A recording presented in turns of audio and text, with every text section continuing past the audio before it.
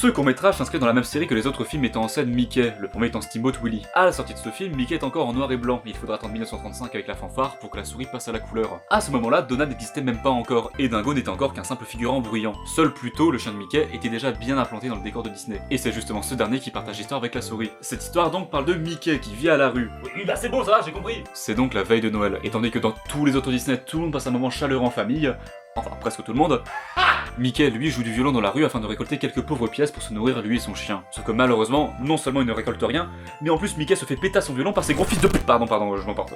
Donc juste avant cela, avant que Mickey perde son violon, un porcelet pourri gâté, insatisfait de sa montagne de jouets, semble intéressé par le chien de Mickey. Il fait donc un caprice monstrueux pour que son père le lui achète, ce à quoi Mickey refuse évidemment. On touche pas aux animaux, je vous dis. Suite à cela, Mickey plutôt tombe sur une triste maison où une famille vit dans la misère, où malgré tout, les enfants rêvent de l'arrivée du Père Noël, tandis que leur mère pleure en silence, n'ayant plus rien pour nourrir sa famille. Au bout du rouleau.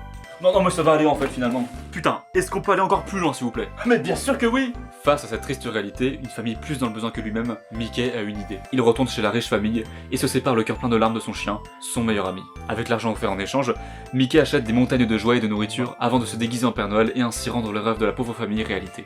Mais malgré sa bonne action, Mickey est désormais seul, sous la neige dans le froid de l'hiver, repensant à son vieil ami. Au même moment, Pluto est si maltraité par le gamin gâté que son père renvoie le chien à la rue et finit enfin par punir son gosse.